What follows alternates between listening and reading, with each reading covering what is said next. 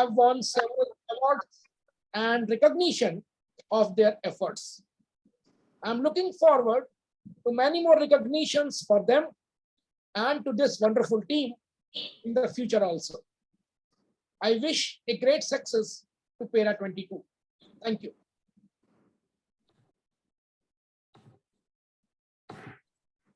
Thank you so much, sir, for expressing your considerations with all of us. It has been a matter of great honor for all of us to have you here with us. You've surely inspired us to work better with your pellucid speech.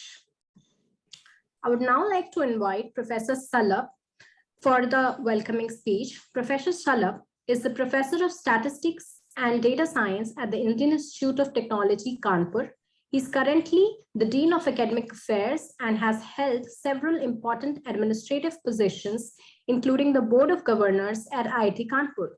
Professor Shalabh completed his postdoc from the University of Pittsburgh, USA, and University of Munich, Germany. He has more than 27 years of teaching and research experience.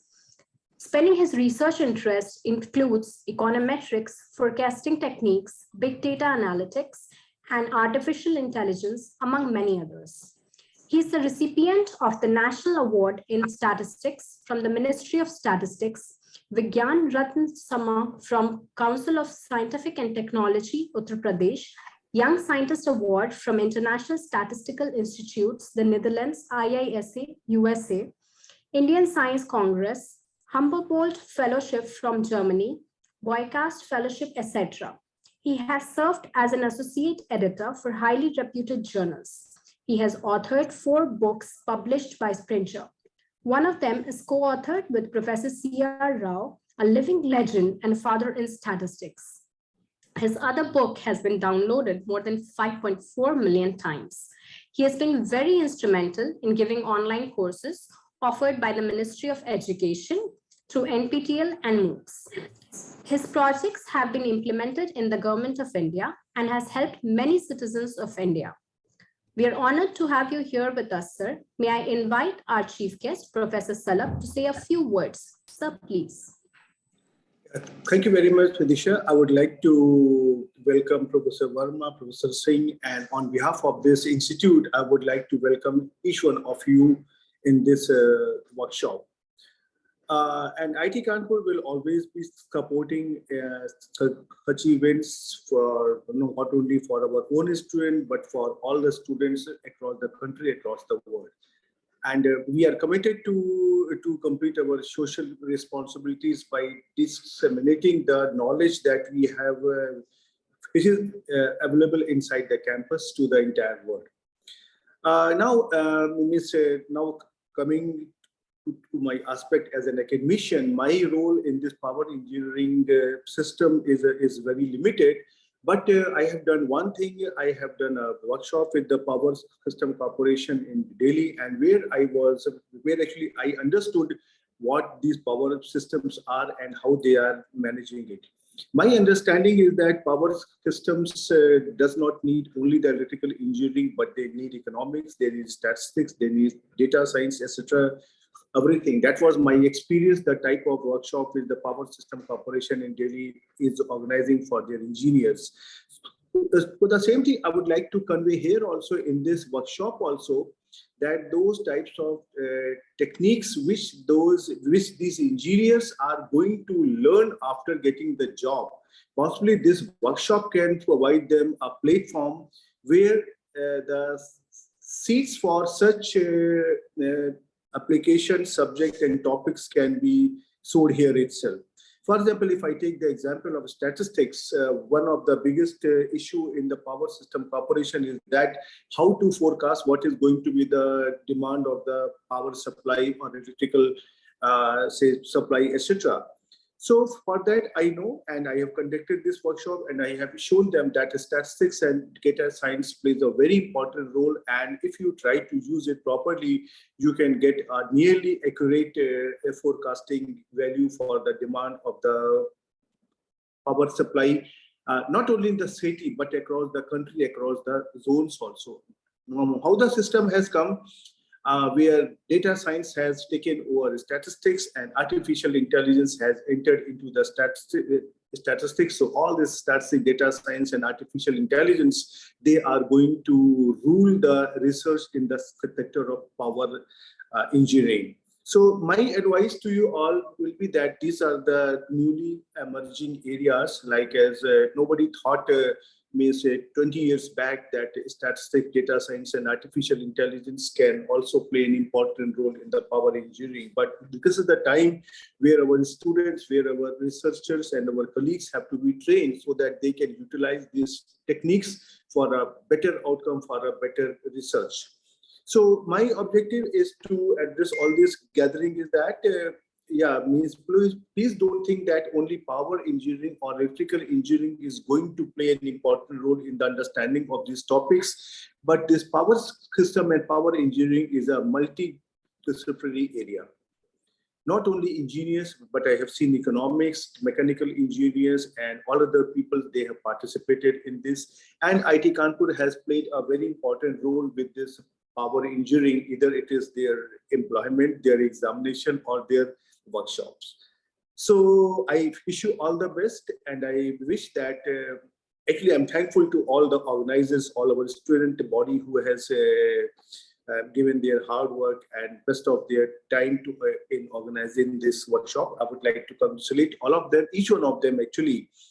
And I would like to say this, good luck to you all, each one of you. And I would like to once again welcome all our participants, all our speakers, all our distinguished speakers and faculty members. On behalf of the IIT Kanpur, I wish you all the best and good luck for the successful organizing of this workshop. Thank you very much, Diksha. Thank you so much, sir, for motivating us with your eloquent speech and taking out the time for us from your hectic schedule. We are indeed blessed to have you here with us. Now, I would like to invite Mr. Kingshuk Chatterjee, Secretary, IEEE PES SPC IIT Kanpur, to deliver the vote of thanks. Kingshuk, please. Yeah, thanks, Diksha. It has been such an honor to be part of this IEEE PES student branch chapter IIT Kanpur to arrange this event. On behalf of the organization team of PERA 22, I would like to extend my heartfelt gratitude to our chief guest, Dr. Shalabh. Thanks, sir, for accepting our invitation and for your inspirational speech. I take immense pleasure to thank our guest of honor, Dr. Asheesh Kumar Singh. Thanks again, sir, for your encouraging speech regarding our team and about PERA 22. We are grateful to IEEE UP section for supporting us to this event. I thank Dr. Alok Ranjan Verma, sir, our faculty coordinator, for guiding us towards this successful arrangement of PERA. We are grateful to have Dr. Mazana Armstrong, Mr. Smith, and Mr. Advait from IEEE Power Engineering Society to grace the event with their presence. We are eager to hear from them in this panel discussion that follows. We also thank Mr. Atul Kumar Soni, Chair of IEEE PES SBC, IIT Kanpur, who was instrumental in arranging the event. We thank all our distinguished speakers for accepting our invitation. We hope that the event will be useful for all the registered participants. Thanks to everyone. We hope it will be a successful event, and I give it back to Diksha.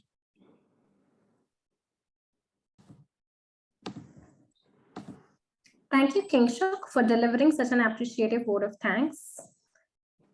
Thank you all the delegates who have joined us for the welcome ceremony. With this, we come to an end of the opening ceremony of PERA 2022. Now it is the time to proceed with the workshop with our very first event of the day, the SCC panel discussion on IEEE PES for students and young professionals. We have three global leaders of PES Student Chapters Committee here today. Dr. Mazana Armstrong, Vice Chair Chapters IEEE PES, Mr. Conrad Smith, Region 1 to 7 Chair IEEE PES SCC, and Mr. Advait S, Region 10 Chair IEEE PES SCC. Mr. Vineet V, Chair Educational and Technical Activities Subcommittee, will be moderating the discussion. It is my privilege to introduce the guests here. Mazana Armstrong. So, Isha, sorry to interrupt you. Can I leave now? Sure, sir. Okay, thank you very much. Thank you very much. Bye-bye. Thank you, Professor Shalabh, for joining us. Thank you. Thank you. Thank you. Good Thank luck. you, sir. Thank you. So, Atul, sir, can I start with the SEC panel discussion? Yes, Diksha, you can hand over the everything to Vineet sir now. Okay. Can I welcome the speakers? Yes, please. Okay. They've joined us, right? Yes, they have joined. Okay. So it's my privilege to introduce the guests here. Ms. Anna Armstrong is a senior manager of the High Power Lab at PowerTech Labs, specialized in evaluation, verification, and certification testing of medium and high voltage equipment. Prior to her current role, she was with BC Hydro Engineering, where her responsibilities included electrical aspects of high voltage transmission line design, operation, and maintenance. She has 25 years of professional experience, and her professional contributions include standards development, addressing electrical safety of public power utility workers and facilities in close proximity of electrical power systems. Ms. Anna holds a degree in electrical engineering from the University of Zagreb, Croatia, and a MASc and PhD in electrical engineering from the University of British Columbia. She is a registered professional engineer, registered with the Engineers and Geoscientists of British Columbia, and a senior member of IEEE. Ms. Anna has been volunteering with IEEE and PES for over 20 years and currently serves as IEEE PES Vice President for chapters. In her role, she is responsible for over 270 professional and 500 student PES chapters worldwide. She chaired IEEE PES general meetings in 2013 in Vancouver, and she was a chair of IEEE Vancouver section in 2011. Our other very special guest, Mr. Conrad Smith, received his bachelor's degree in electrical engineering from the Federal University of Santa Maria, Brazil in 2019, and is currently an electrical engineering PhD student at Texas Tech University, USA. His technical background is in field of power distribution systems automation, control and operation, where he has been working on projects related to distribution systems reconfiguration, self-healing, and microgrid formation. Since 2017, he has been an active IEEE PES volunteer, where he has held positions at branch, section, region, and global levels. Currently, he's the IEEE PES Young Professionals Technical Activities Subcommittee Coordinator and the IEEE PES Student Chapters Committee R1 to 7 Coordinator. Mr. Advait works as a Junior Research Fellow at NIT Andhra Pradesh. He completed his master's in Power and Energy Engineering from Central University of Karnataka, India. He has been a dedicated IEEE member for several years. Mr. Advait is the Region 10 Chair, PES Student Chapters Committee, Public Relations Lead, IEEE Extreme, and the Technical Activities Lead, IEEE Bangalore Section Student Activities Committee. He was the Region 10 lead for the IEEE Extreme 14.0 PR team, Student Branch Networking Lead, IEEE Bangalore Section PES Day Ambassador 2019, 2020, and 2021, and served also as the Chair, Vice Chair, and Secretary of IEEE Student Branch at Central University of Karnataka. We also welcome our today's moderator. Our moderator, Mr. Vineet V, is a PhD student at IIT Kanpur. He's currently the Chair of Educational and Technical Activities Subcommittee of PES SCC. He was the founding chair of PEDA in 2018 and the founding chair of our SPC in 2017. He has been a dedicated IEEE volunteer since 2009, serving in various positions across sections of India. I'm deeply honored to invite the highly distinguished dignitaries for our SCC panel discussion. I welcome you all to initiate the discussion and kindly request Mr. Vineet to moderate the panel discussion. Before we start the discussion, I hope that we have the permission of all the panel members for recording this session. Mr. Vineet, over to you.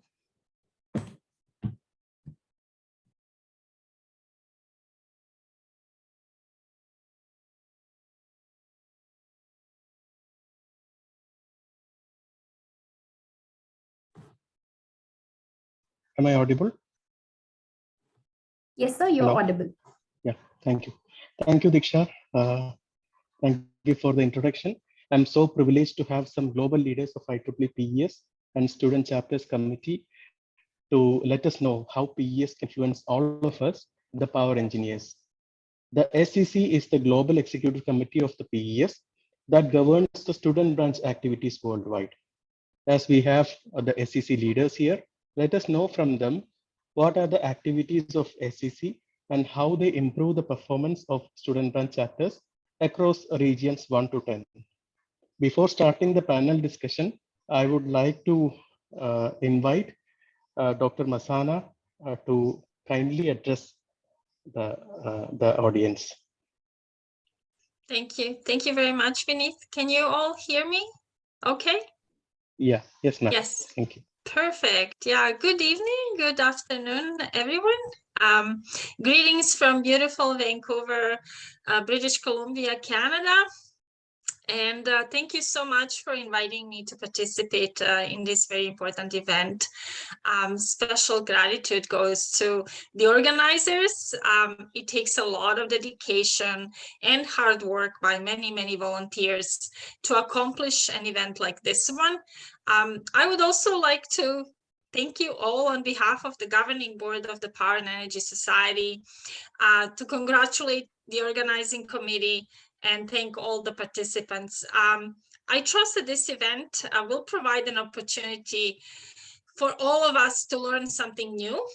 And because we know our society is dedicated to providing opportunities for lifelong learning, a platform for exchange of knowledge and information, as well as a place for networking with our colleagues. So I hope you will all come out of this event energized and eager to contribute to our society and our profession during every aspect of your career. Being a student, later on being a young professional, as well as being at the peak of your career, and later on as a life member of our society. It's really my pleasure to be here with you today, and thank you so much again for inviting me. I look forward to all the discussion, and thank you all. I'll hand it back to Vineet. Thanks. Yeah. Thank you, Dr. Masana. Now, I would like to invite Mr. Conrad and Mr. Advait to join the panel.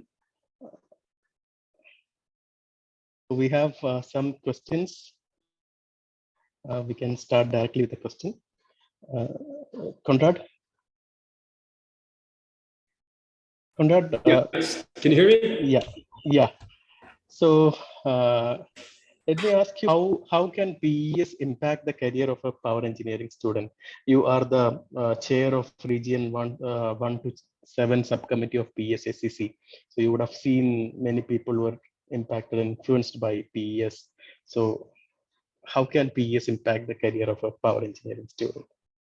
Perfect. Thank you very much, Vineet. It's a great pleasure to be here. Thank you very much for the inviting. And this question is actually really interesting for me. I share like a big passion with like this question.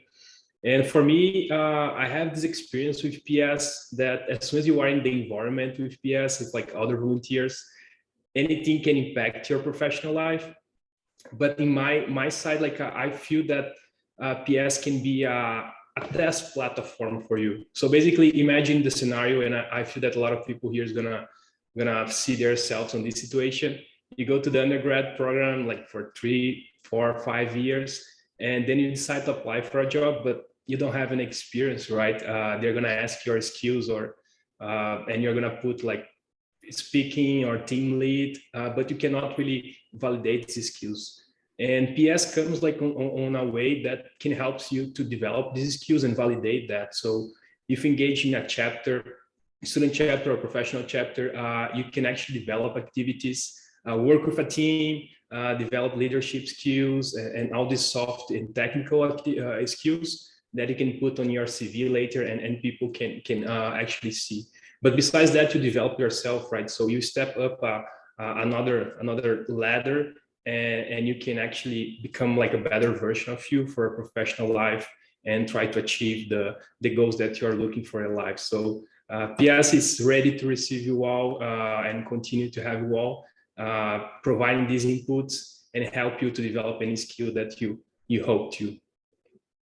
Yeah, that's the main thing I see from PS impacting our professional lives and future career. Yeah, thank you. So you are saying that PS as a society transform a student from a degree holder to a real professional with its various means. Yeah. Right. Thank you. Advait.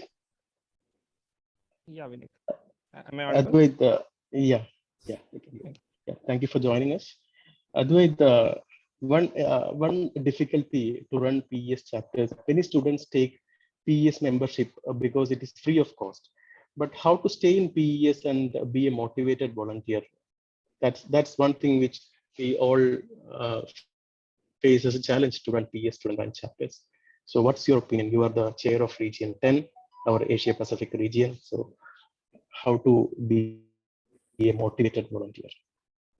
Yeah, so first of all, thank you to the organizing committee for inviting me. And first of all, this is an excellent question, to be honest. And this is a question which I have also asked myself, like as a student branch chair, like few years back, like how to make sure that the members who take the free membership stay as a member in PES, right? And the first thing is, as a student branch chair, office bearers, you need to make sure that the members are getting the benefits, right? I mean, they are exploring the benefits. I don't think like PS is something where you can, I don't think like when you can explore it very. I mean, it's pretty much easy. Everything is available in the website, but I guess some cadence is required. I believe these activities which you conduct now, and there are few or other activities conducted by PES section chapters. Then ourselves from PES SEC, we are also conducting events.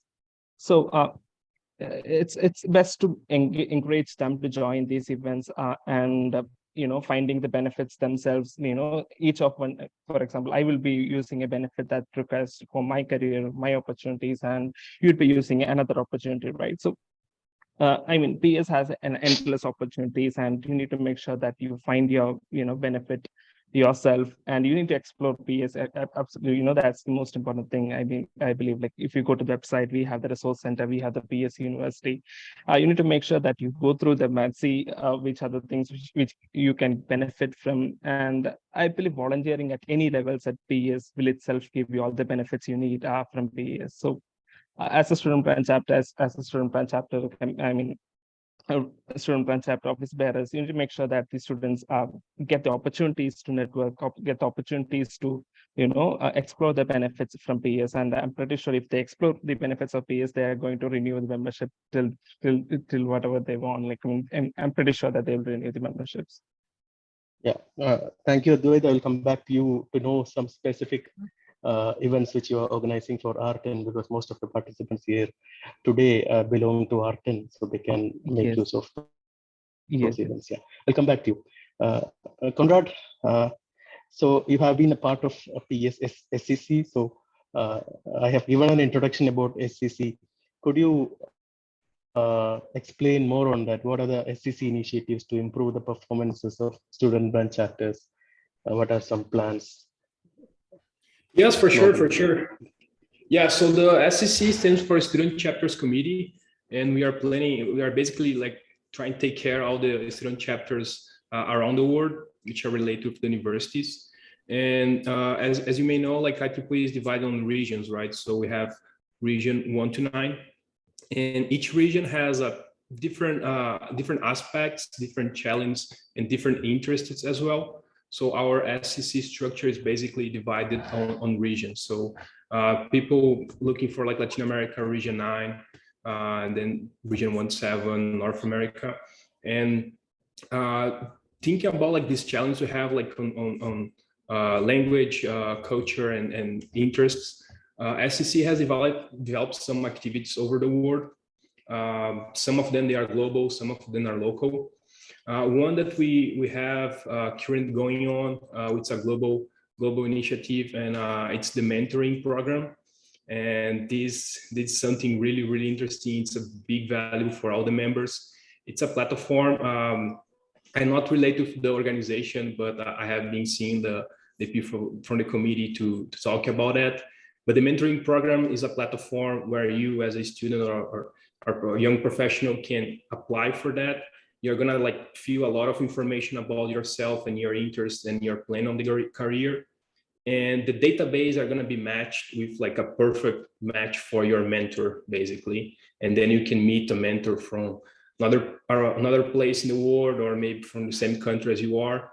And this match is basically just to bring value to you. Hope the mentor can guide you for the future of your career, share the problems he had before, and maybe you can save some time by learning with him. So this is one of the initiatives we have. We are also have student chapters training around the regions. We had one for region 17, we had for region 8, and we are having region 9 and 10 as well.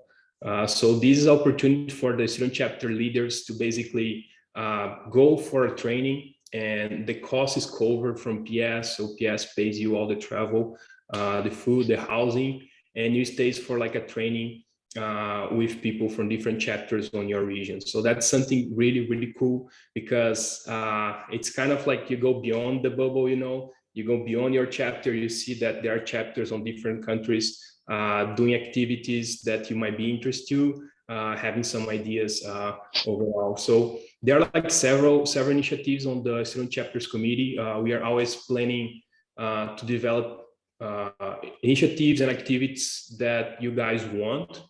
And we also always love to get your feedback. So if you have any need, or you have any idea that maybe your chapter, your section, your region needs, just reach out to us, and we will be like more than happy to discuss with you, like see how would that work, and if you can make it happen. So just feel free to reach out to us, and it'll be great to discuss some future ideas as well. Yeah, thank you, Conrad. Thank you. Advait, can you give some glimpses of activities happening in Art and chapters training program? Yeah, sure. So first of all, like as Conrad said, we have these many activities like conducted organized by PES-SCC, and one of the activity that's coming very close to the now is the PES Art and Student Chapter training that will be happening on November 1st at Singapore. So we have selected around 30 student branch chapter leaders around Arten, and they'll be attending the training. I guess we have Adul here who will be joining us in Singapore on that day. So in the same way, we'll be having a lot of student branch leaders across Arten, and we'll be training them and with all the required things as a PS chapter leader. And then once that's done, we will also make sure that we do a virtual session, virtual training for all the student branch chapters across Arten, because we have limitation the number of student branch leaders which we can take to Singapore. So we'll be doing one virtually, where we'll be inviting all the student branch chapter leaders and maybe the members as well to attend the training, so that they can benefit from it. And then we'll be having few other town hall sessions and a lot of other technical activities coming in. And for those who don't know, Vineet is the technical activities lead, and he has also been doing a lot of technical activities in PS. So yeah, that's pretty much. Thank you, Advait. Thank you.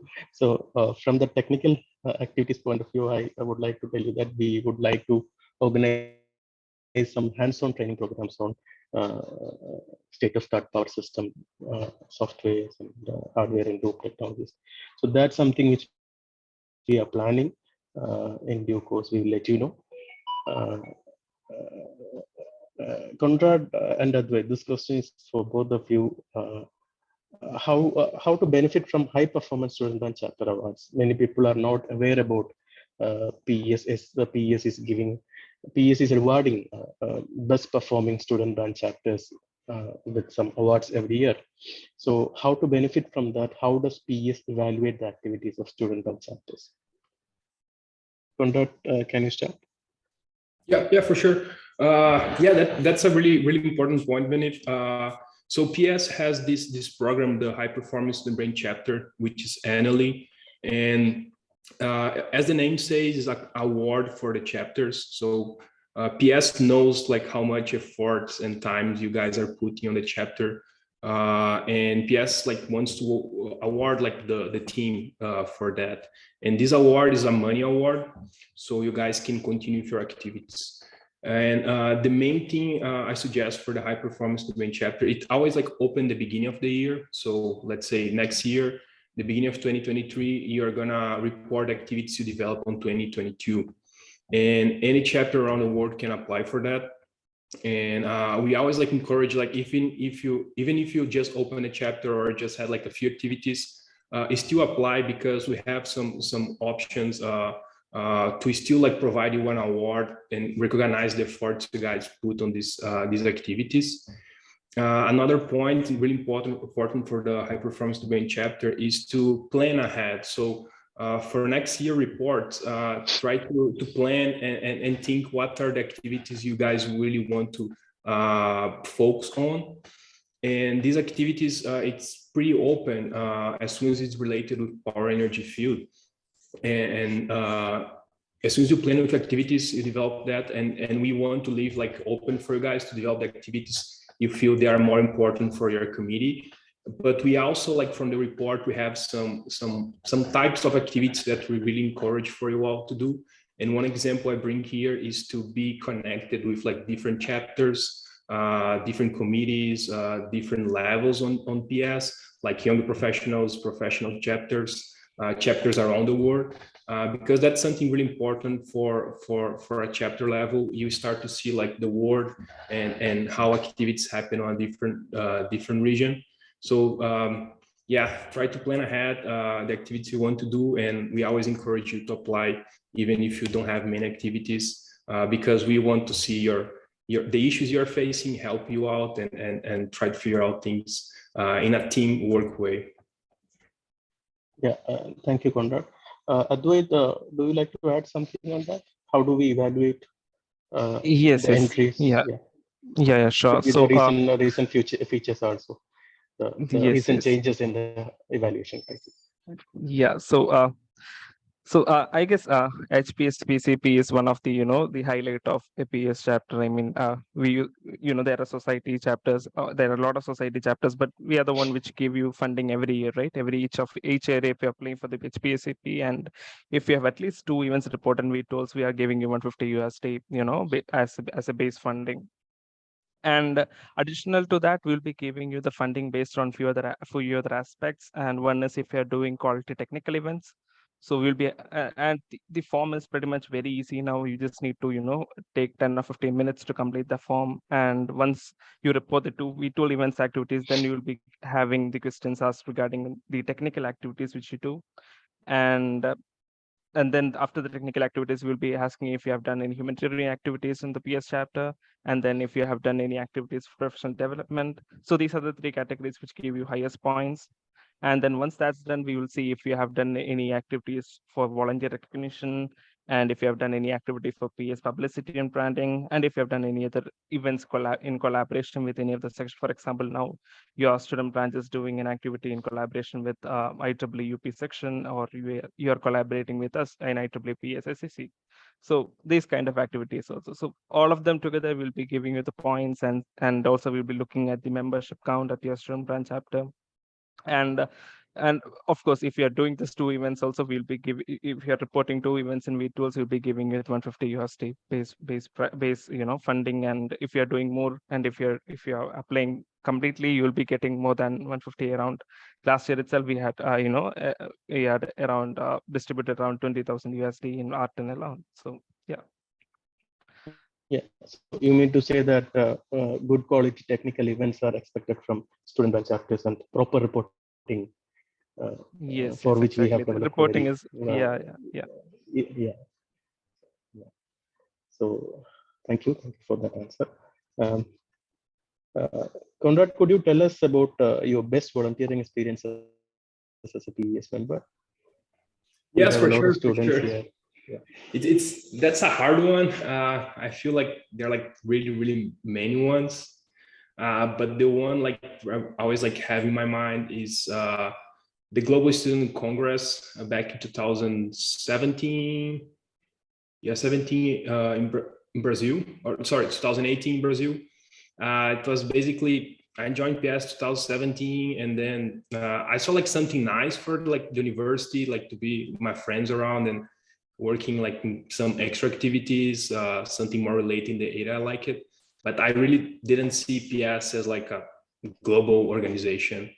And I was encouraged to get like the chair position, and with that, I was selected to go for this conference in Brazil, which brought like 150 students from around the globe, like 50 something chapters. It was like something huge, and I really like to remember this activity because it was the moment that my bubble exploded, and I saw then like these people from different countries, different place, they are passionate about the same thing I am, and they are like all like nice people. They are like always energized and looking for the same thing as I was. So I feel like this was something really important for me, and PS like provide this opportunity for me to go to this kind of conference, meet people from different countries, friends that I did on that time. Like I still like be in touch with them. Like we are still like catching up sometimes, and they are in different positions nowadays. But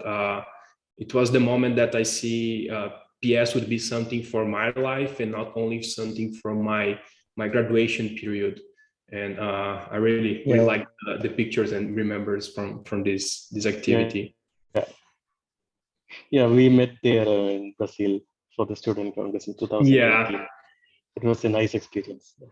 Yeah, it was fantastic, right?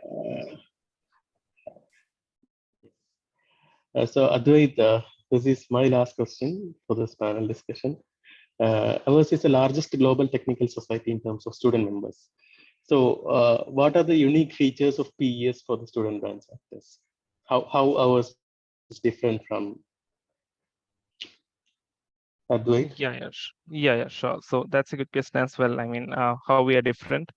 So yeah, I mean, first thing is like if the technical interest area, right? I mean, if you're interested in power energy or any other aspects of electrical engineering, this is the society which you have to join, and which makes you the current to the technical aspects, right? And if you're following our PS magazines, electrification or PS energy power energy magazine itself, and if you're reading it every month, I mean that's enough for you to be technical current. I feel so.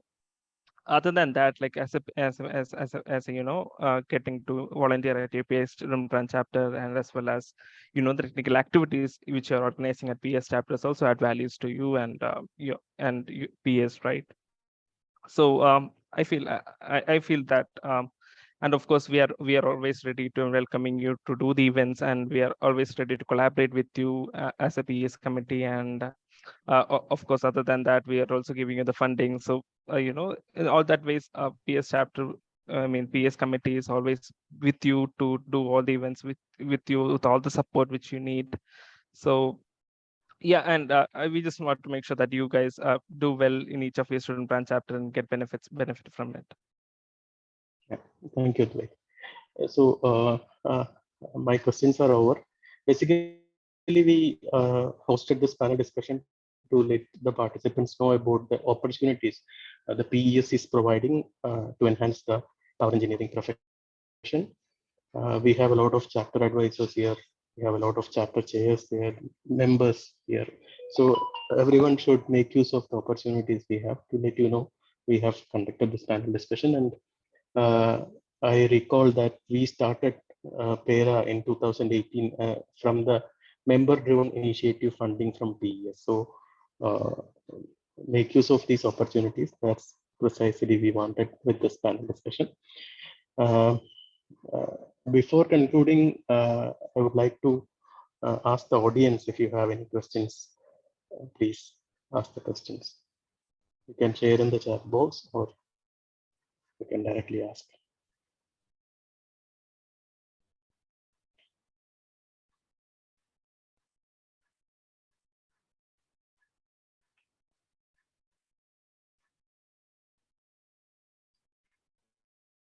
Any questions?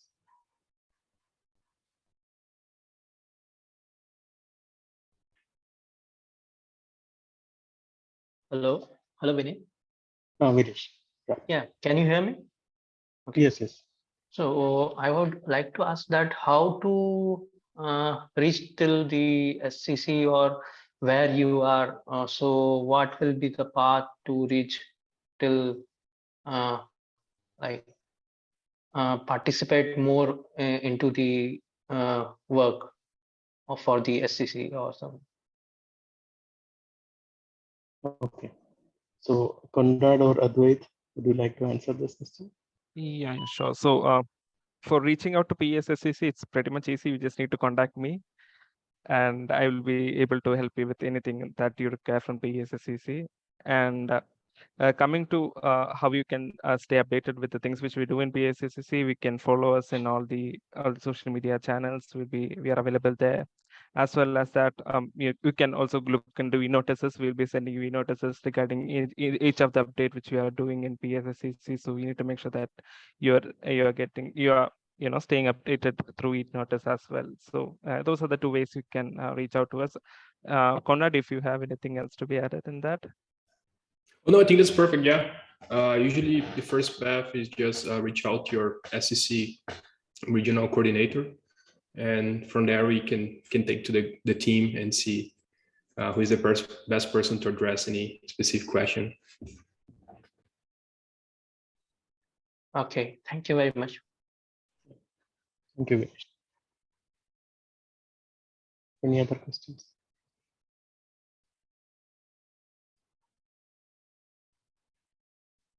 So if you don't have any questions, I would like to thank all the panelists, Dr. Masana, Mr. Conrad, and Mr. Advait. Thank you so much for joining us today. Over to you, Diksha.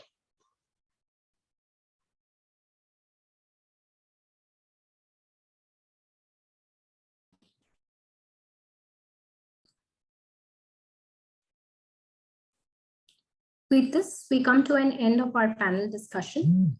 Thank you, luminaries, for such an enlightening, enthralling, and educating panel discussion. We not only learned the importance of being a part of various societies and committees of IEEE, but also gained beautiful insights on wonderful volunteering experience of our panelists, building personal and professional relationships and contacts. I'm sure it has motivated our audience and each of us here to be an active IEEE member. We are very privileged to have had a chance of being a part of such a blissful session.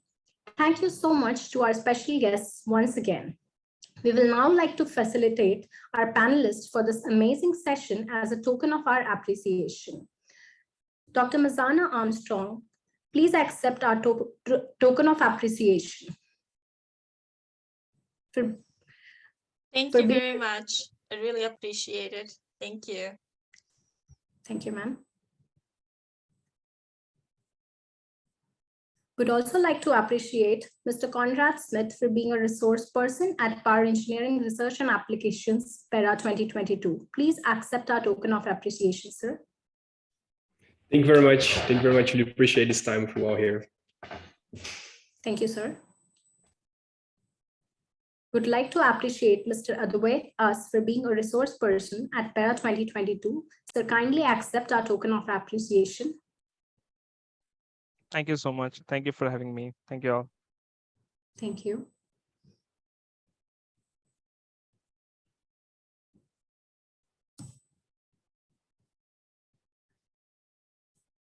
Next, we have an expert talk by Dr. Gururaj Mirle Vishwanath on the topic moving towards sustainable and resilient power systems, challenges and case studies.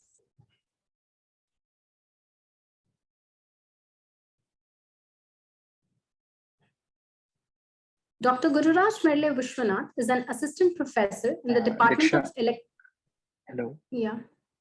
Diksha, hey, I have asked him to schedule his talk at 11:15. Okay, sure. So we'll wait. Yeah. Sure.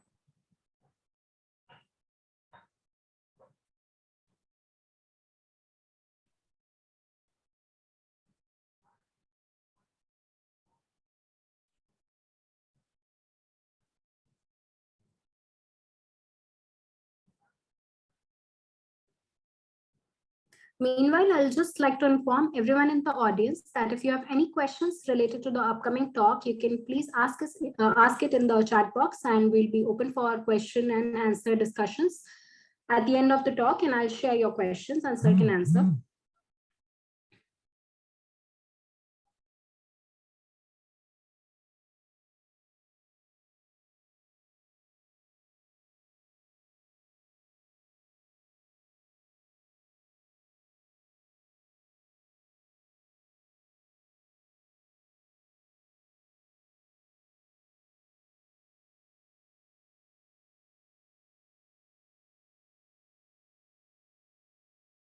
Diksha, is it starting at 11:15?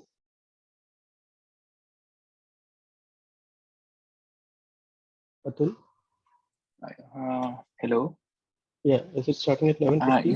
Yes. At 11:15 it will start. Yeah. So, shall we take a break and come back? Yeah, we can take a break of 5 to 10 minutes and we can join again then. Okay. Yeah, thank you.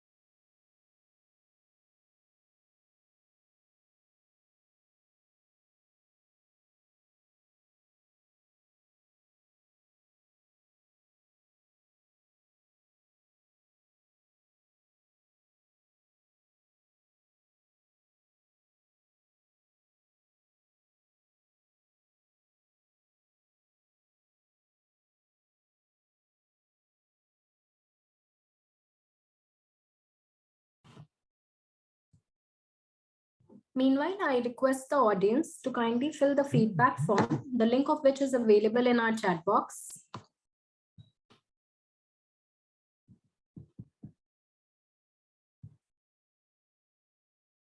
I request all the participants to fill this form.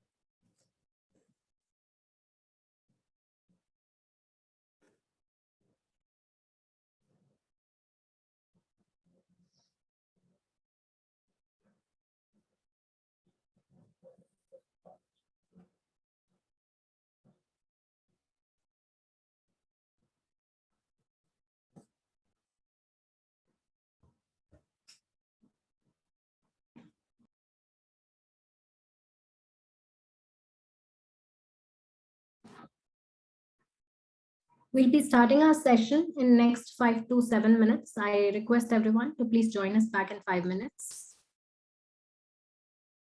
Meanwhile, you can also fill the feedback form of the previous session.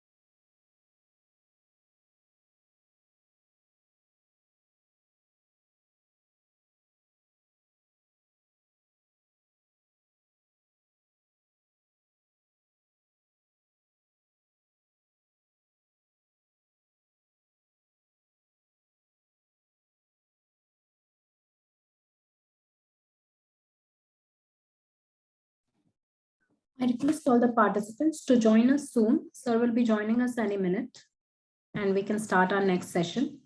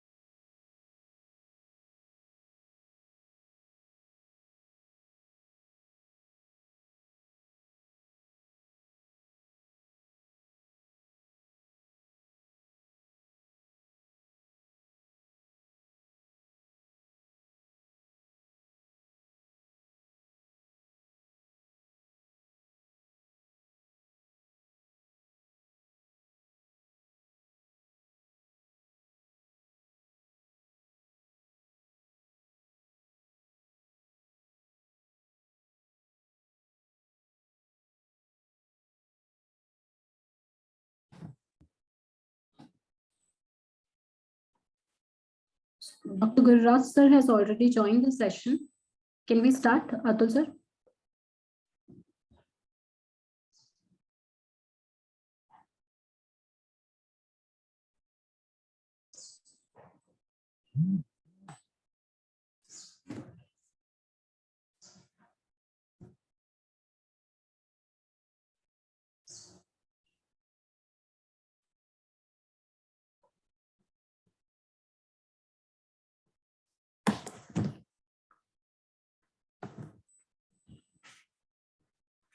So now we'll start a expert talk by Dr. Gururaj Mirle Vishwanath on the topic moving towards sustainable and resilient power systems, challenges and case studies. Dr. Gururaj Mirle Vishwanath is an assistant professor in the Department of Electrical Engineering, IIT Kanpur. He received his PhD in the area of power systems from IIT Roorkee and his MTech research in power and energy systems from NITK Surathkal.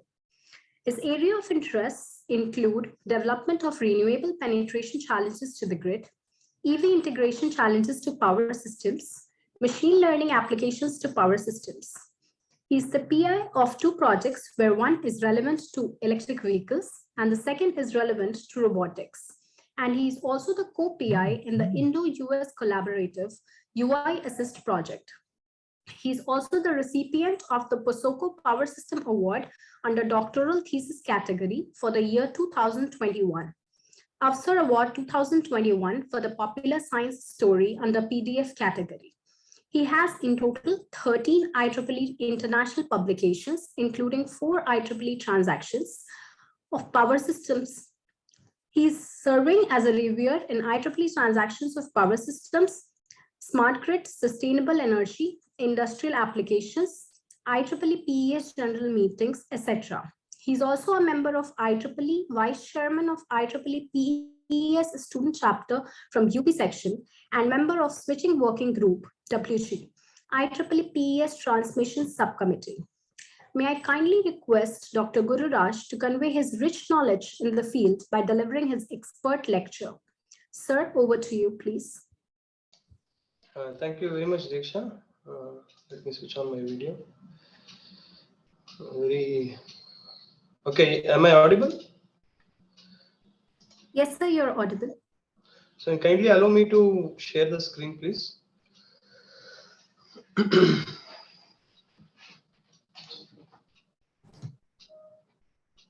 So I think you can share your screen. No, it is saying host disabled attendee screen sharing.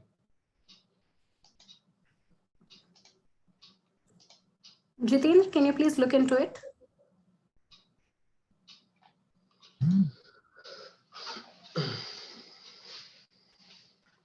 Sir, now you can share your screen.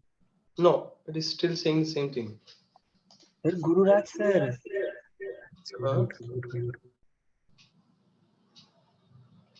I'm unable to share the screen. It is saying host disabled attendee screen sharing. You can make me as host. Yeah, that would be better. Yeah. Is my screen visible to all of you?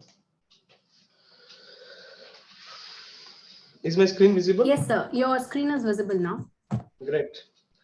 So thank you all for, first of all, good morning and a warm welcome to all of the participants of PERA 2022. And thank you for for inviting me to deliver a talk on this topic, moving towards sustainable and resilient power system, challenges and few case studies that we are going to look upon. So to start with, so as you see the power system in 20th and 20th century, there's a significant or a drastic change that has been taken place. So it started, especially if I remember the year 1895 or 1896, that's the year we produced first electricity. And now it has become the integral part of each and everyone's livelihood. Without electricity, not even an inch this world can move, right? So much so is the dependency on the electricity of every individual. So it has done a very good job of meeting the energy needs of the 20th century. But as you see, industry is now undergoing major restructuring. A lot of transformation is happening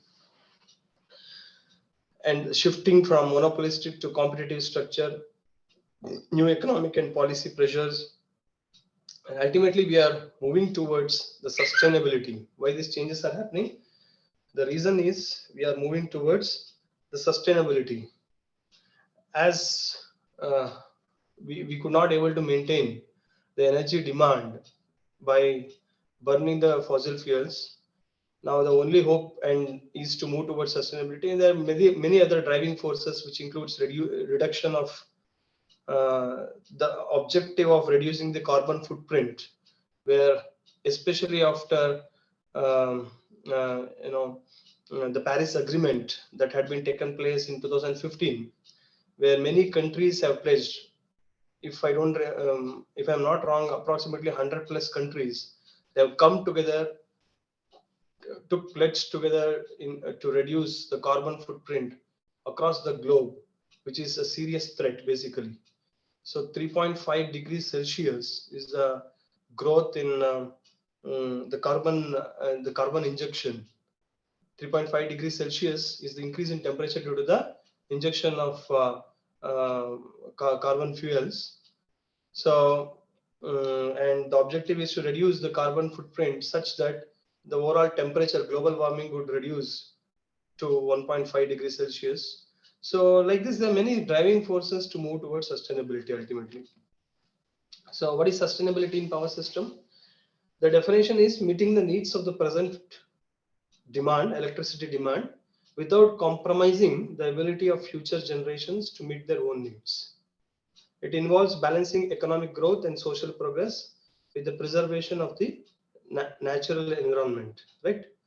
So when various business practices that need to be considered in order to realize the sustainability of an entire power system. So we call it as 3 pillars. The first one is environmental sustainability, economic sustainability, and social sustainability. See, energizing the grid is through renewables is quite important technically, but how economic this is also very important, because when you go to a market to purchase mobile phone, naturally the question will be to ask, what is the price for this? The features are good, but what is the cost?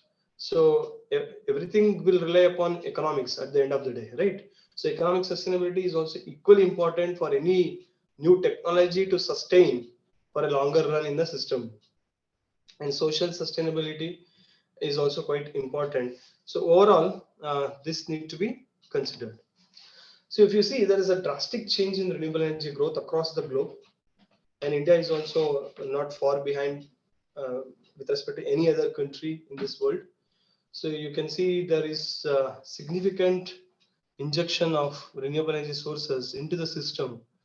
The penetration has taken a steep high from 2020 onwards, 2018, 2020 onwards, where the objective was by 2022 to realize 175 gigawatt of renewables, which includes 100 gigawatt of PV, 60 gigawatt of wind, so on and so forth. And that figure has been reworked, and I don't know the exact figure as of now, but there is a huge ambition that ultimately we will move towards 100% sustainability. That means every single connected load in the system would be powered by the renewable energy sources. So that's the key objective. The day will come where the complete grid is green. So here I'm bringing the fuel cell.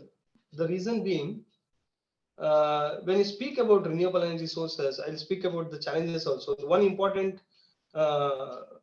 driving force for renewables to sustain is to look for storage.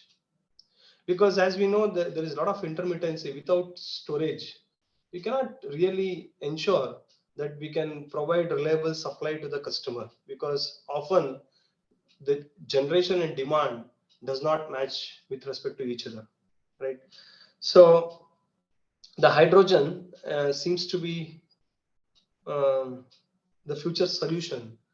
The reason being, we have various kind of storages. Chemical storage is one thing.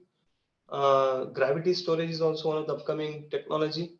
But the problem with chemical storage as such is it's not economic. I just now spoke about economics involved in any technology to sustain in the longer run. So the role of economics is so crucial that you cannot purchase lithium ion for a very high cost, because lithium ion seems to be the only technology which can help to store the renewable energy in a very quicker rate. The problem is it's very costly and we don't have resources. And any other chemical storage has its own challenges. No doubt, government is also interested to look upon a best possible chemical storage solution as well. So the possibility is in future there could be a combination of various category of storage units, where chemical storage may have its own place and suitability of application. And similarly, hydrogen may have a significant amount of application. Similarly, gravity storage may have its own unique application.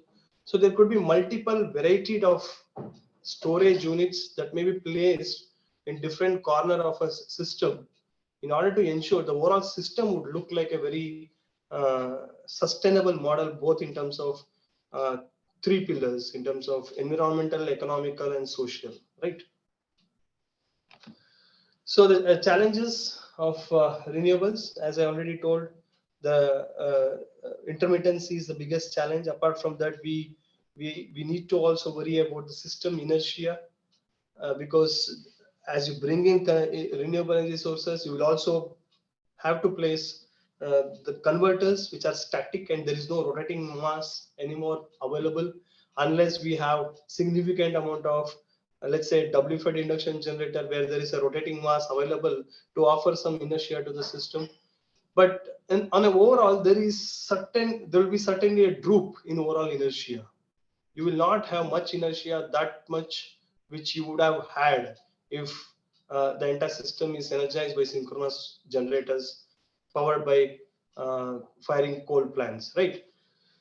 So inertia is certainly a big challenge, and low generation reserve, low power quality. Why I speak about power quality? Because you bring in converters, you also add on harmonics into the system.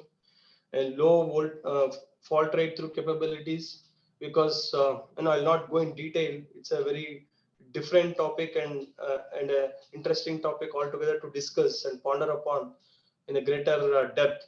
But to give you an overview, this fault rate through is very important aspect of any renewable energy system, as the grid norms suggest they have to get interconnected to the system whenever there is a fault which takes place.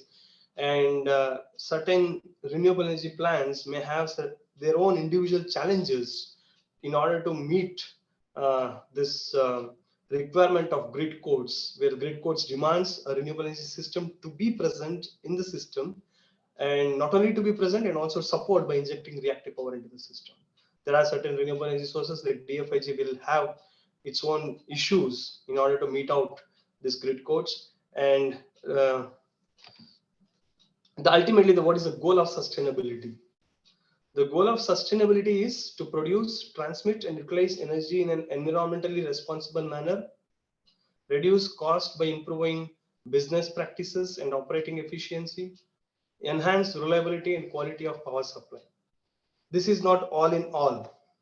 I'll speak about one important aspect that need to be also considered in further slides. So as I told, we need to integrate green thinking into our way of life and business practices, minimize the environmental impact of power plants as well as all other equipment, maximize resource conservation, which leads to environmental as well as economic sustainability, utilize energy in an efficient and smart manner. The key environmental concerns could be GHG, what we call it as greenhouse gas emissions, global warming issues and local emissions, increasing dependency on renewable sources, significant increase in the use of natural gas and biofuels, revival of nuclear option. So the general trend would be towards carbon-free electricity or hydrogen energy economy. So what are the key technology drivers to meet future energy needs? So technology advancement and cost reduction combined with novel applications of renewable energy technologies, various types of renewable energy sources that need to be considered, bioenergy, where still in India, not many, the significant amount of population lives in rural areas. So bioenergy is certainly need to be considered. I'll also discuss about realistic case study of our own USS project, where we have implemented bioenergy plant in one of the villages in Uttar Pradesh towards the end of this presentation, to give you the significance or importance of bioenergy in future electricity system. And solar energy, of course, this is the hot energy source. Sun is hot, this energy is also hot, and the need of this energy is also very hot. Right? So solar energy is very, very crucial. And because India or many other countries have good amount of solar energy available in their premises, and we can certainly utilize. It's a very good potential. And geothermal, though in India as such there is no much scope for geothermal, but overall in the globe there are certain areas where you can extract geothermal potential to meet out the energy demand, and ocean and wind energy as well. Of course, wind is very important because there is significant amount of wind potential in various countries, China, US, Denmark especially, and in India as well. And nowadays, recently we had an interaction with an expert from Power Grid Corporation of India, Limited. So he was saying now they are moving towards, they're showing a lot of interest as PGCL to extract offshore wind plants, energy from offshore wind plants. So I hope you could able to understand these two technical terms, onshore and offshore. Onshore wind energy plants are those who are present in land, and offshore, as name itself suggests, they're off the shore. And these are the wind energy plants which are situated within the ocean. So as you can see, India as a subcontinent is three sides covered by water. So ocean energy, tidal energy, offshore wind plants, they are also good potential which cannot be discarded as we go upon 100%, as we look upon 100% sustainable model. And I spoke about energy storage, which includes various types, and hydrogen can play a crucial role in future. So distributed energy technologies, so not only in transmission system, you may keep big solar parks and wind farms and so on and so forth. But ultimately, you should also have to extract the renewable energy sources available in the distribution side. So the solar PV plants and small amount of capacity though, but they can also play a significant impact. The reason being, you are generating energy source, you're generating energy and you're locally consuming it as well. So it is as good as, because there is a lot of efficiency concern involved in the overall generation and transmission and distribution. So ultimately, even though you're generating just 1 kilowatt, it's as good as producing 3, 4 or 5 kilowatt at the generation side, right? So this also need to be considered. That's the point. And technologies for complementary use of electricity and hydrogen as energy carriers. And now I would like to define a very important concept, which is resiliency in power system. We spoke about sustainability, and it's also important to ensure your sustainable model is also equally resilient. So what is resiliency? It's the ability of a system to function within an acceptable level of operation under extreme events and of its preparedness to disturbance and attacks. Now, resiliency is a very generic term as such. Resiliency should be resiliency can be easily understood through various common examples. A simple example that I can give, let's say, recently I gave a surprise quiz to my students, and the students were not resilient enough to absorb this sudden attack from a faculty. So the performance was very, very poor. So as such, you can understand that students, the whole students can be considered to be as one entity, which is a system, and there is an attack from external agency. And if students would have prepared well on day-to-day basis, they would have performed well in spite of there is a surprise quiz, right? Similarly, in a power system, the system in steady state may be performing very nicely, absolutely fantastic in terms of its operation efficiency, in terms of its the voltage profile, and all these parameters are absolutely well within the limits. Lane losses are very minimal, efficiency is good, it's reliable, power quality is extremely wonderful, everything is superb. So full 10 marks for everything. But what happens, how the system would respond if there is some sudden extreme events? Extreme events could be in terms of attack, cyber attack, and extreme event could be in terms of a natural calamity. How best your system is prepared enough to fight against these kind of extreme events still should be able to meet out the energy demand of some critical loads. That would define whether a power system is really resilient or not. Your power system could be a very good reliable system, but that does not ensure that a power system is also equally resilient. A good reliable system could be very poor resilient system as well. So as why we need to emphasize this aspect, especially when we speak about sustainable power system model. See, in future, as we are going to completely depend upon renewable energy sources, predominantly dominated by PV and wind, where they are directly connected with the nature. And if there is a huge hurricane, volcano, this and that, you cannot sustain the whole system. So there is no generation at all. Texas and various, I'll discuss about some of the case studies. That's the reason the whole world is looking upon how to prepare a power system which is very, very, very resilient. That's the whole agenda, right? So power system resiliency is achieved through a set of key actionable measures to be taken before See, understand, take some of the key actionable measures that need to be taken before, during, and after extreme events. So there are various levels of preparedness that need to be done for a power system.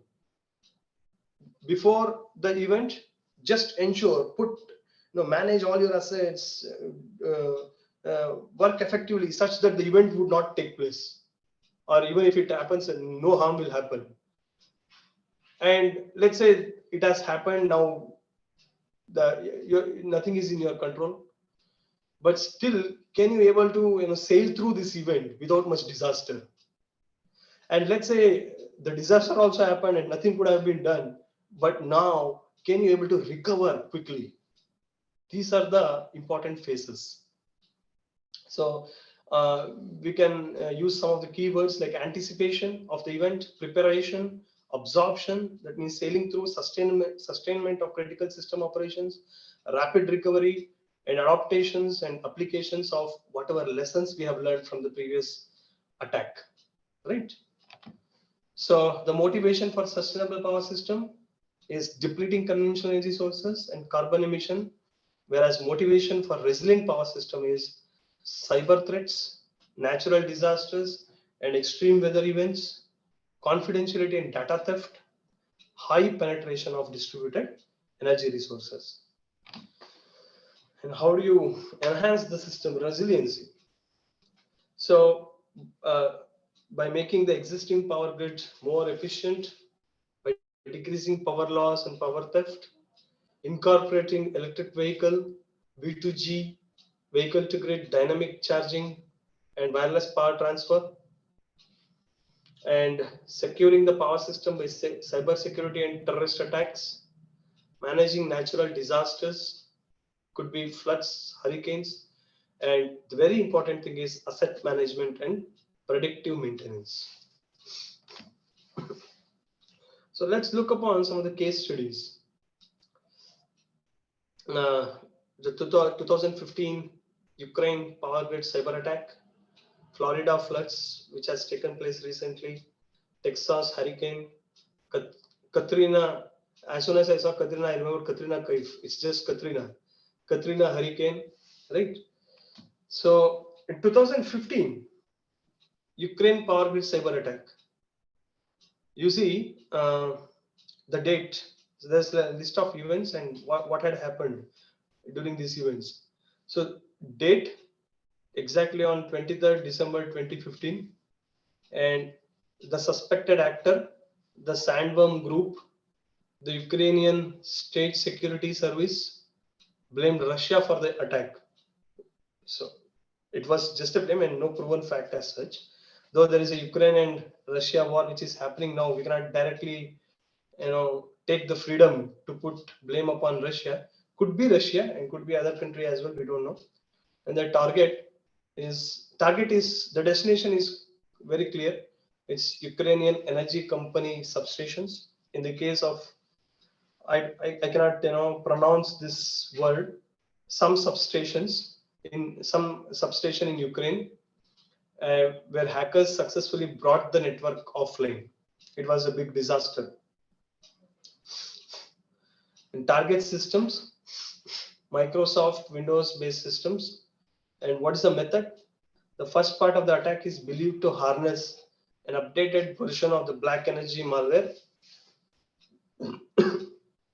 During the second part of the attack, the actors activated a kill disk destructive malware, which was able to wipe parts of computers, hard drives, and prevent the systems from rebooting.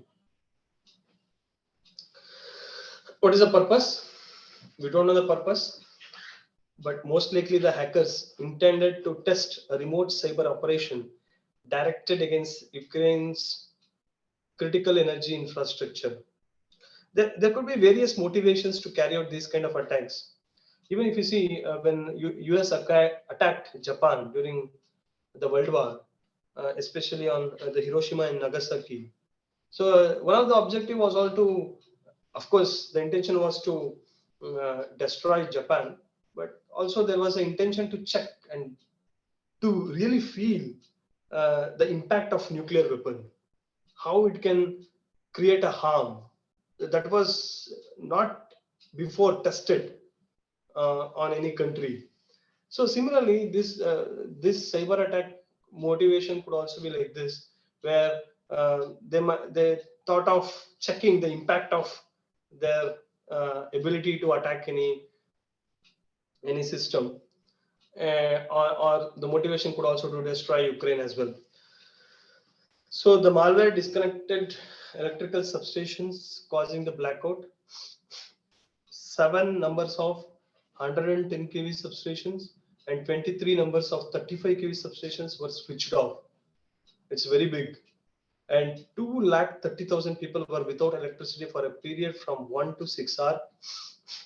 In total, up to 73 megawatt hour of electricity was not supplied, or 0.015% of daily electricity consumption in Ukraine.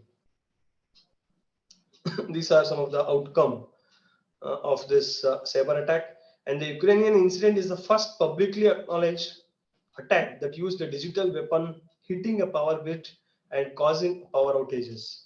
So this is also the first time that a cyber attack causing electrical energy disruptions has been conducted totally remotely. And Texas hurricane. So Texas hurricane, recently, on date of 9th June 2019, place was Dallas, Texas. People, the figure is 350,000 people were affected, and there was no electricity, and it was a big disaster. And Katrina hurricane, the date, I don't know the exact date, but it was in the year 2015.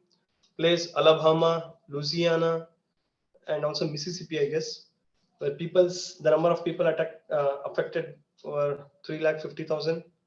So if you see the figure of the damage that this Katrina has created on a power system network is quite heavy.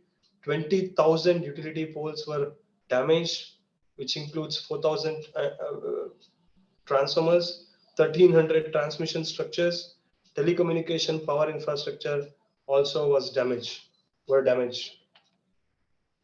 And recently, Florida hurricanes, total damage is, in terms of cost estimation, $67 billion. It damaged 113 structures. Monetary loss is $1.4 million.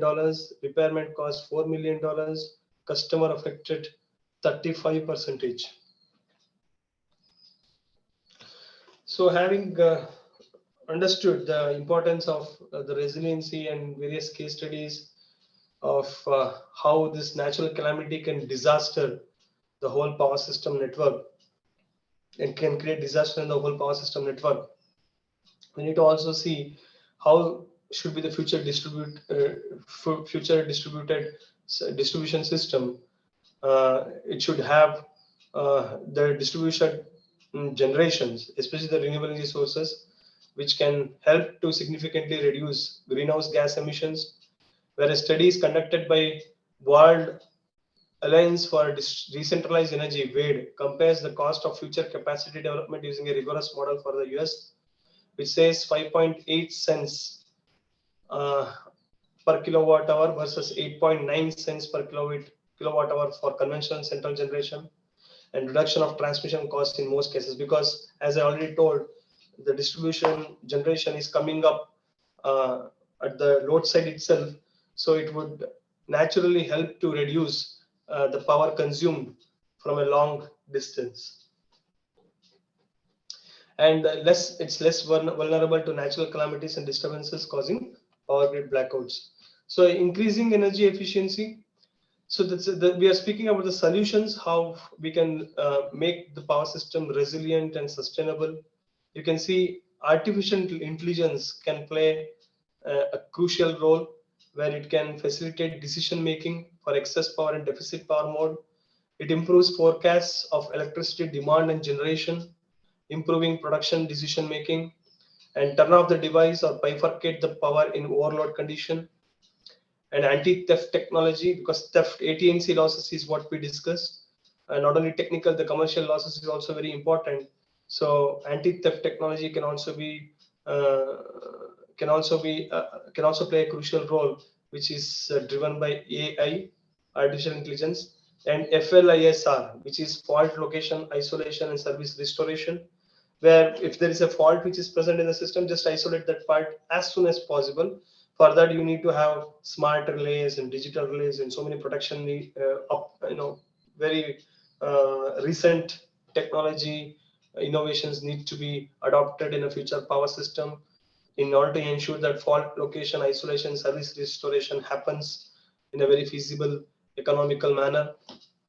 And one more thing which is very crucial is health monitoring and maintenance facilitated by image processing, disaster recovery and resiliency improvement with the help of AI, and prevention of losses due to informal connections and automation of simple tasks.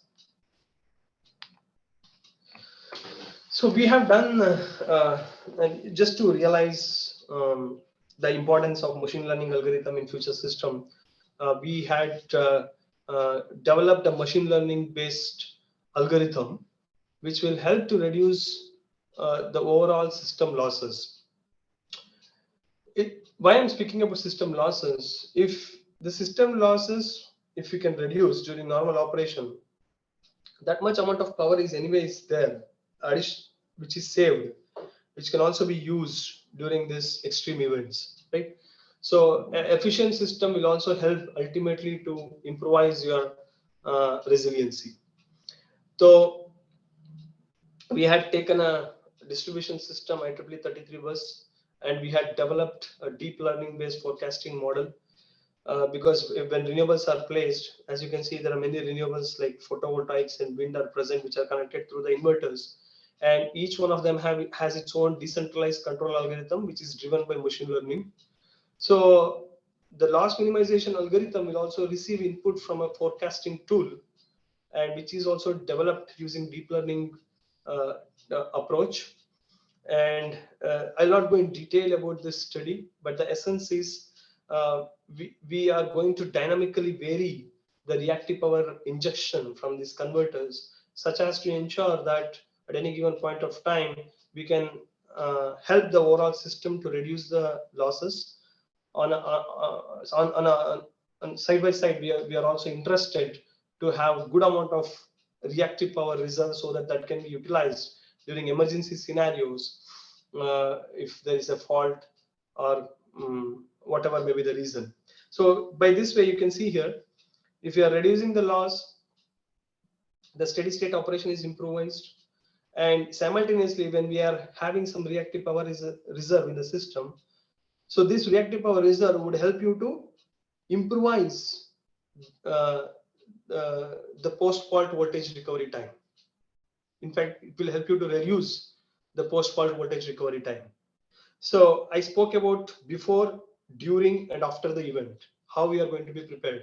So especially this specific algorithm that we have designed will act upon all the three cases of before, during, and after, and ensure that the system resiliency is slightly improved in terms of bringing back the voltage profile to the nominal value as quick as possible. So these are some of the results, and apart from that, we have also done load forecasting. So we have done generation forecasting, we have done loss minimization using machine learning techniques. We have also done load forecasting using machine learning. We have taken practical load data of IIT Kanpur, and one of my MTech student have developed machine learning based algorithm, so that you can see that accuracy of that forecasting, it's almost close to the actual data. You can see here it's been forecasted.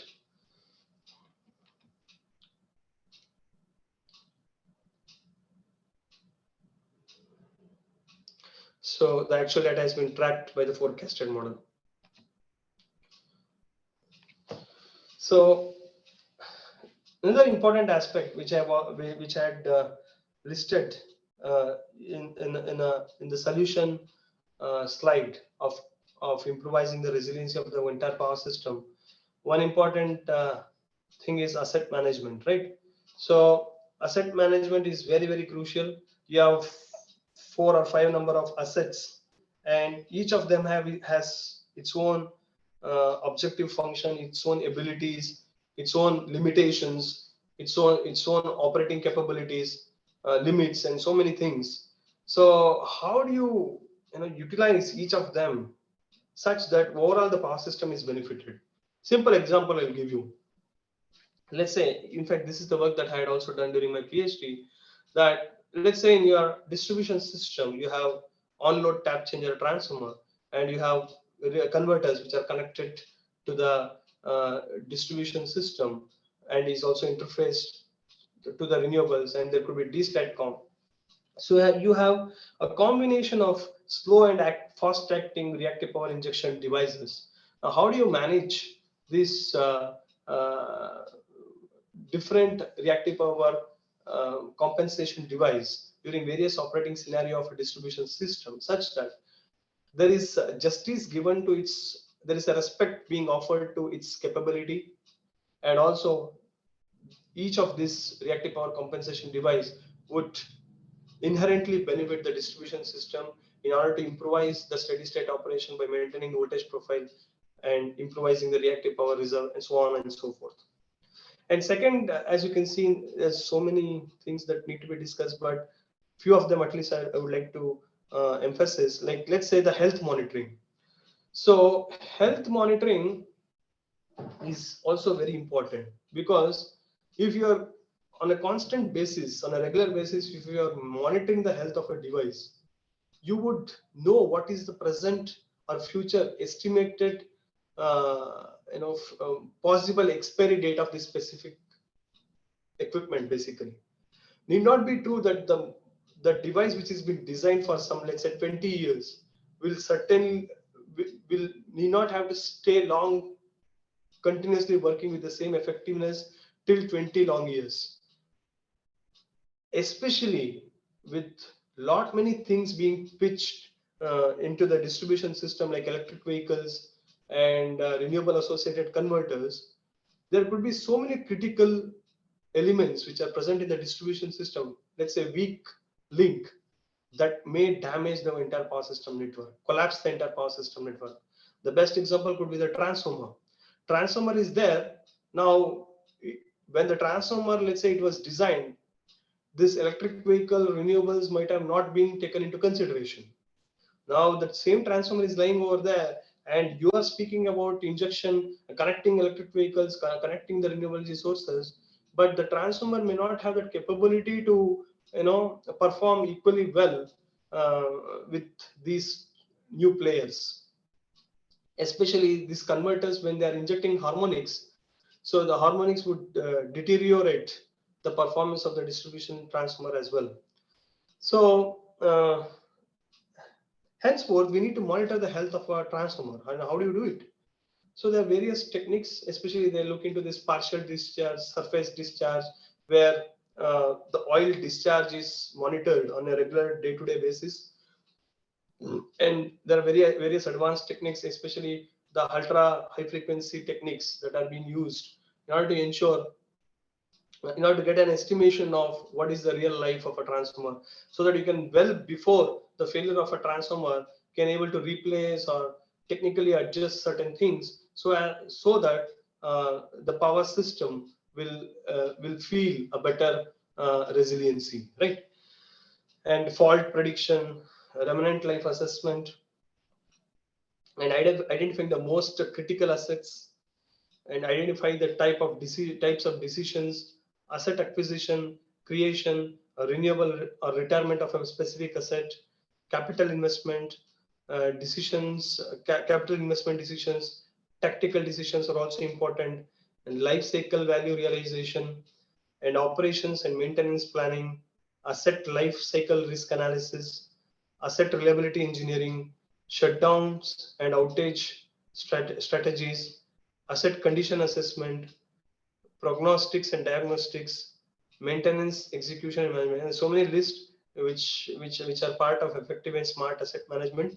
Probably we can discuss all of them in another technical talk in greater detail. So I'll move on to the recent activities in Harnu village, Kanpur rural pilot. It is one of the outcome of Indo-US Collaborative USS project, initially led by Professor Asheesh and currently Professor Ankush Sharma is the lead of this project, where I am also working as a COPI. So it's a very realistic project where we could able to bring in some changes in a common man, in a lifestyle of a common man, where we have chosen especially two small village hamlets in this Harnu village, which is known as Bargadia Purva and Chabanivada. And on this hamlets, when the project was initiated, they were not powered by the UP Power Corporation Limited, UPPCL. So laterwards, they also came forward and they developed the infrastructure, and we have established many initiatives, which includes solar pumps, battery technologies, solar PV panels, biomass panels have been implemented. So, and on a regular basis, the power generation, usage, everything is monitored by using smart meter. And in fact, we have a smart grid control center at IIT Kanpur, where the real-time information from these two village hamlets with respect to the generation, load, and batteries is being received, and the control action can be initiated so that we can ensure the overall system works in a very efficient manner. Reliability gets improved, because let's say Chabanivada village and Harnu, this Bargadia Purva village, they have their individual generation and load demand. And if there's a complete power outage, the advantage with this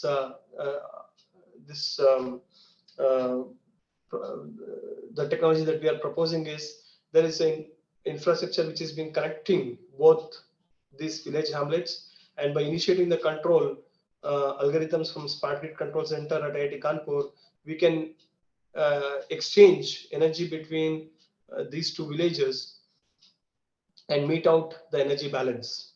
So such kind of adaptability is also being realized in this exercise. So with this, I would like to thank you for giving me an opportunity. Exactly, I've completed my talk quite well. So if you have any questions, I may take up on. Thank you very much.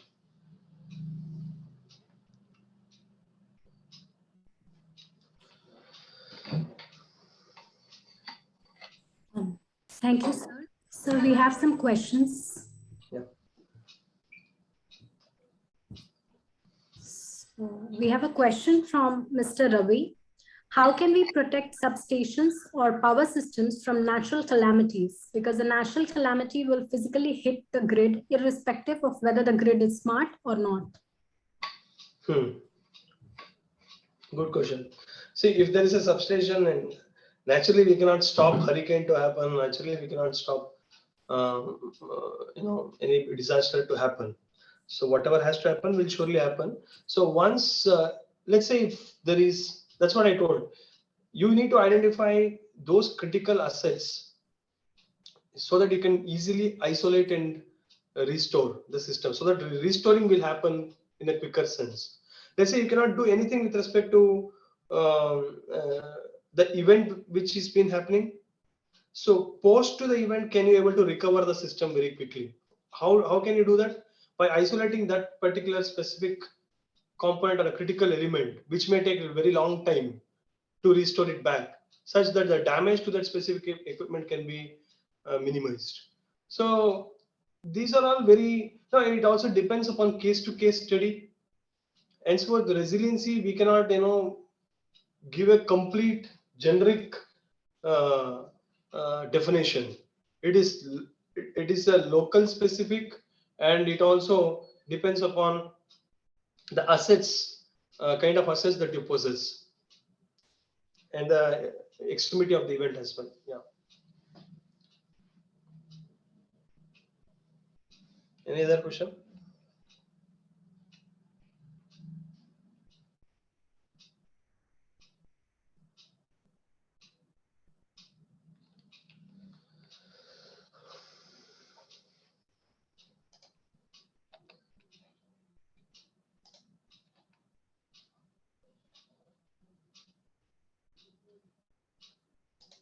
Oh, hello.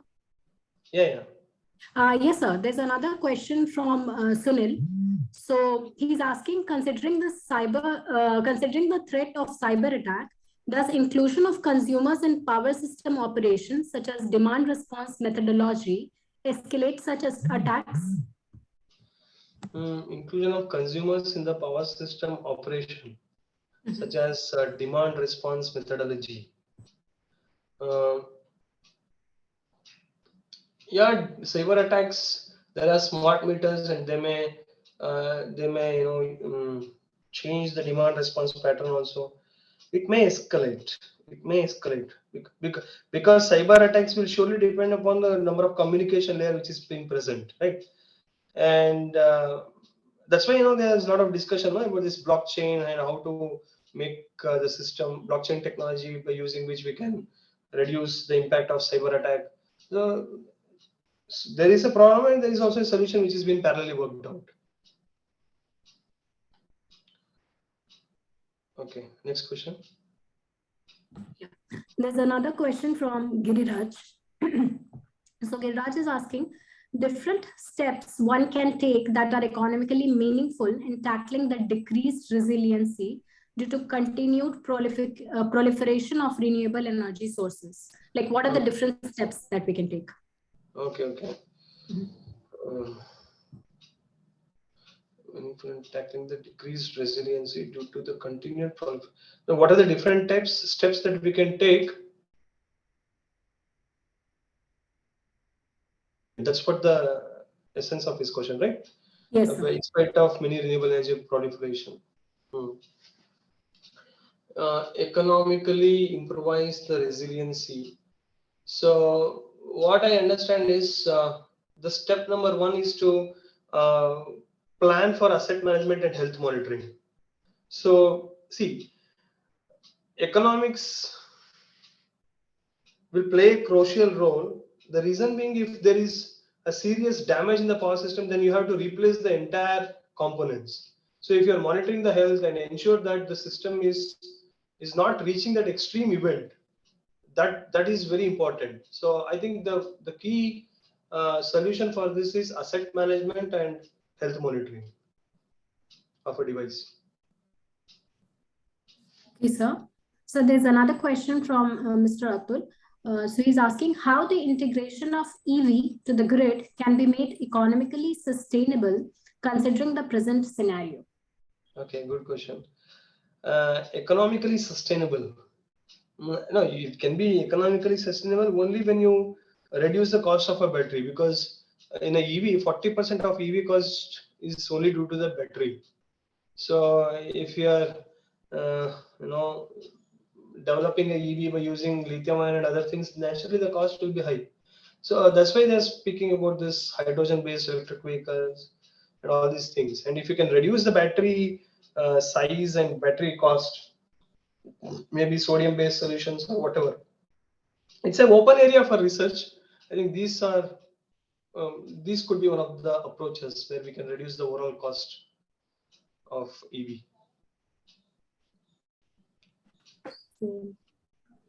Any more questions, anyone? So there are no more questions, sir. Thank you so much. Thank you so much, sir, for explaining us in such great details the dire need for sustainability in the present-day climate crisis situation in such a brilliant yet lucid way. Your indications on various case studies of extreme natural disasters and cyber physical attacks also made us aware on the need of resiliency in power systems. Your work on deep learning-based forecasting method for IEEE 33 bus distribution system also made it very clear how forecasting can help us improve reactive power reserve and provide various other ancillary support benefits. I'm sure the audience will benefit a lot from this talk, and they will be motivated to work in this brimming upcoming field of using artificial intelligence for improving the sustainability and resiliency of our system. Thank you so much, sir. Please accept our token of appreciation for being an active resource person for PERA 2022. Thank you very much for giving me this opportunity. I'll be also happy if you can give me, real physical some medal or something. This online is very dangerous, virtual. Thank you. Okay, sure, sir. Thank you, sir. So with this, we have reached to the end of the morning session of day 1. I request all of you to join us for the evening session at 5 p.m. again with the same Zoom link. The evening session will consist of an expert talk by Professor Francisco M. Gonzalez Longat about experiences during real-time simulation to ensure secure future power systems, and an industrial talk by Mr. Shamik on system integrity protection schemes for improving system stability and reliability, CESC practices and approaches. With this, I thank you all and wish you a very great day ahead.